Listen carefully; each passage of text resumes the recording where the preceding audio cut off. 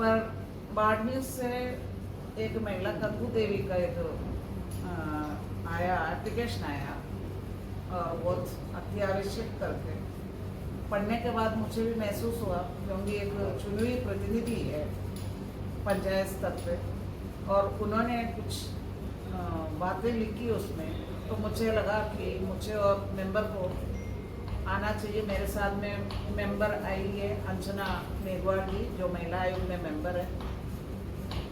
उन्होंने आरोप लगाया था कि वो अपनी मर्जी से अपनी वोट का प्रयोग करना चाह रहे, अपनी मर्जी से उनको वो काम ना हो इसलिए उनके ऊपर दबाव बढ़ाया जा रहा है, उनको बेवजह उनको परेशान किया जा रहा है और वो अपनी मर्जी से आई है। वोट देने का अधिकार संविधान ने उनको दिया है, उसका वो प्रयोग करना चाहती है, तो उसके लिए उनको रोकने का प्रयास हो रहे हैं। उनका परिजनों के द्वारा जबरदस्ती परिजनों को परेशान करके ले जा करके कोर्ट तक में, पुलिस में, हर जगह उनके खिलाफ एक माहौल तैयार किया जा रहा है। जब एक चुनी हुई पंचायत की प्रतिनिधि, क्योंकि पॉलिटिक्स की शुरुआत जो है पंचायत से शुरू होती है, पंचायत फिर प्रदेश एमएलए फिर एमपी, इस तरह से चलते हैं, तो उनको अगर कोई परेशान करना है, एक दलित महिला है अपना वोट का प्रयोग करना चाहती है, उनको उस अधिकार से अगर कोई वंचित करना चाहते हैं, ये सबसे बड़ा लोकतंत्र में सबसे बड़ा गुनाह है। और वो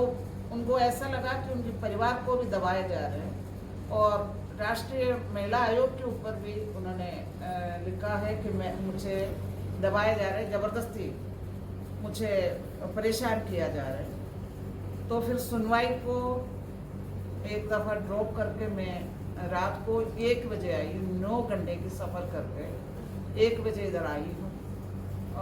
मेंबर जो है माननीय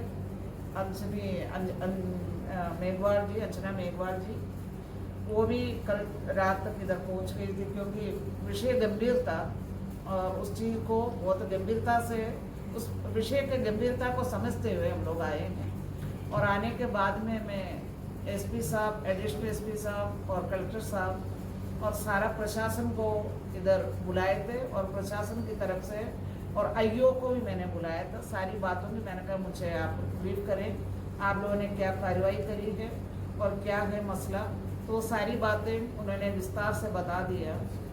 इस कारण मुझे आना पड़ा और जो कार्रवाई हुई है उससे मैं संतुष्ट हूँ। माननीय हाईकोर्ट में भी उन्होंने पिटीशन लगाया था, हाईकोर्ट ने भी उस चीज़ को रिजेक्ट कर दिया था, गलत माना था। तो इस तरह की जो बेवजह परेशान करने के लिए हर किस्म का हथकंडा जो अपनाया जाता है, ये गलत है। किसी महिला को, वो भी दलित महिला, वो अपनी बलबूते पे जीत के आई है, वो अपना वोट किसको दे नहीं दे उनका अपना अधिकार है, उससे उनको वंचित करने के लिए कोई प्रयास करे या उनके ऊपर प्रेशर बिल्डअप करे, ये गलत है। और इस मसले की गंभीरता की वजह से मैं जयपुर से रात को इधर आई। राजनीति के रूप ही ले रहे होंगे कि क्योंकि दिल्ली की लुटियंस जोड़ में जो देश की मस्तक ऊंचा करने वाली जो महिलाएं रेस्टलेस बैठी थी अप्रैल 23 से लेकर, तब उनकी कहीं भी जू नहीं रही थी और उनको खींचा गया, घसीटा गया, उनकी लज्जा बंद करने की कोशिशें हुई, तब राष्ट्रीय महिला आयोग ने कुछ नहीं किया। राष्ट्रीय महिला आयोग की नाक के नीचे बहुत सारे ऐसे कांड होते हैं, उसमें राष्ट्रीय महिला आयोग कुछ नहीं कर रहे हैं और इतनी दूर इतनी तकलीफ उठा करके आ रही है, राजनीति कर रही है, ये चीजें गलत है। राजस्थान में अतिथियों का बहुत सम्मान होता है, अतिथि देवो भव और पधारो मारो देश, ये हमारा वो एक सद्भावना को व्यक्त करते हैं। राजस्थान की सोच को, राजस्थान की आबादी जो है, राजस्थान की जो आवाम है, उनकी सोच को दिखाते हैं कि हम कितने मेहमानों को पसंद करते हैं। मेहमान आए तो मेहमान के तरीके से आए, उसकी कायदा को निभाएं। आप किसी पार्टी की प्रवक्ता बन के इधर नहीं आए। राष्ट्रीय महिला आयोग के ऊपर बहुत ज़्यादा जिम्मेदारी है और उनको इम्पार्शियल होकर आना चाहिए, एक पार्टी की प्रवक्ता होकर नहीं आना चाहिए, क्योंकि हमारे राजस्थान के जो मुख्यमंत्री जी हैं, ये बहुत संवेदनशील है महिलाओं के मुद्दों को लेके। उन्होंने पहले ही कह रखा है कि महिलाओं के मुद्दों पर कहीं भी एफआईआर लॉन्च करने से लेके और उस पर कार्रवाई तक के लिए कहीं भी कोई ढिलाई नहीं होनी चाहिए। तो प्रशासन, सरकार और आयोग सब अपना काम बहुत निष्पक्ष रूप से बढ़िया ढंग से कर रहे हैं। तो आप मेहमान बन करके आ जाए, आप घूमने के लिए आ जाए, अगर कोई मुद्दा हो आप हमसे डिस्कस करें कि इसकी क्या है, हमारे से पूछा भी जा सकता है। पर किसी को संतुष्ट करने के लिए, किसी पार्टी के लिए कि आप जिस तरीके से आप इस काम कर रहे हैं वो हमारे लिए अमान्य है। आप आ जाइए, आप बात पूछ लीजिए, आप धरना प्रदर्शन में भाग ले रही है, ये आयोग की गरिमा की अनुरूप नहीं है। मैडम, कंकु देवी के बेटों ने सीधे सीधे आरोप लगाए। उसके बाद में पुलिस ने उनकी वीडियो कॉल करवा करके उनका बेटे से बात भी करवाया। मैंने खुद ने उनकी देखी थी कि वीडियो देखी थी जिसमें वो कह रही मैं मेरी मर्जी से हूँ और ये मेरा अधिकार है कि मैं किसको वोट दूँ नहीं दूँ, उसको उससे वंचित करने का कोई अधिकार नहीं है। इस तरीके से एक पार्टी के लोग, मैं तो किसी पार्टी के लिए नहीं बोलना चाहती, चाहे कोई भी एक्सप्रेशन, उनको इस तरह से नहीं करना चाहिए। जो जीती हुई महिला प्रधान बनी है वो भी कांग्रेस पार्टी की टिकट पर जीत करके बीजेपी की प्रधान बनी थी, वो उनकी आउटलुक है। वो किनके लिए देते हैं नहीं देते हैं वोट, उनकी मर्जी है। बात तो बेटे और माँ की मिलने की है, यहाँ वोट की वो बात नहीं है। उनका आरोप है हमें मिलने नहीं दे रहे। नहीं मिलने देने की तो वो कह रहे मुझे छोड़ के गया है और मेरे वीडियो कॉल हुआ है और वो एक वयस्क महिला है, वो चुनी हुई प्रतिनिधि है, उनका अपना अधिकार है कि उनको दिखा दिया। ये सारी चीजें समझ में आती है कि ये क्यों हो रहे, क्यों नहीं हो रहे, क्या नहीं हो रहे, क्या हो रहे, सारी चीजें सबको पता लगता है। इस तरह के बेवजह एक प्रेशर बिल्डअप करने का कोई तुक नहीं है। वयस्क महिला है, उम्र दराज है, वो मैंने वीडियो देखी थी, बहुत खुश होकर के हंस के वो बात कर रही थी। तो कोई दिक्कत मुझे कहीं भी नजर नहीं, इसलिए मुझे इधर आना पड़ा।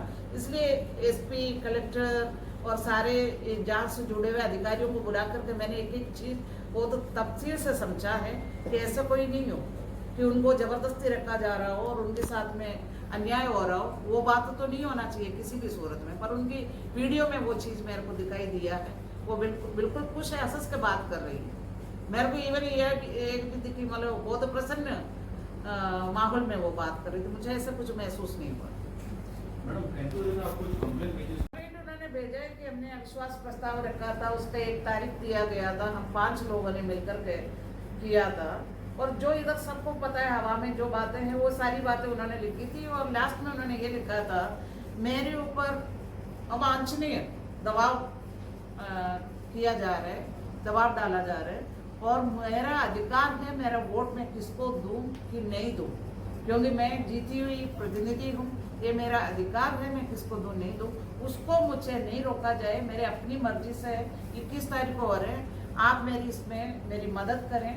और मैं क्योंकि चुनी हुई प्रतिनिधि, पंचायत की चुनी हुई प्रतिनिधि है, तो उनकी बात सुनना हमारा फर्ज है। हम महिला आयोग इसलिए बैठे, अगर कोई परेशानी में है उनकी मदद करने के लिए हम तुरंत कार्रवाई करते हैं, चाहे कहीं भी हो, जहाँ तक पहुँच सकते हैं हर जगह हम राजस्थान में जाते हैं। तो कंप्लेंट में किसी का नाम लिखा है? अभी कंकु देवी नहीं, कंकु देवी ने किसी का नाम लिखा? आरोप किसी पे लगा? आरोप किसके ऊपर लगाए? वो तो उन्होंने लिखा है कि वो महिला आयोग का लिखा है, महिला आयोग के बीच में है कि वो उन्होंने जो लिखा है वो ऐसा कोई बात नहीं लिखा है जो आप लोगों को पता नहीं हो।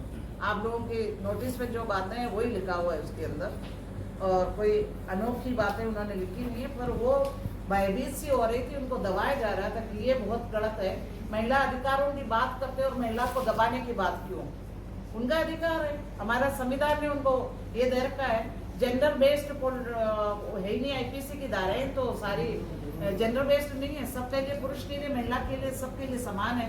तो उस हिसाब से वो जो करना चाहते उनको करने दें, किसी के पक्ष में दो, किसी के विपक्ष में दो, उनका अधिकार है, वो क्या सोचते हैं।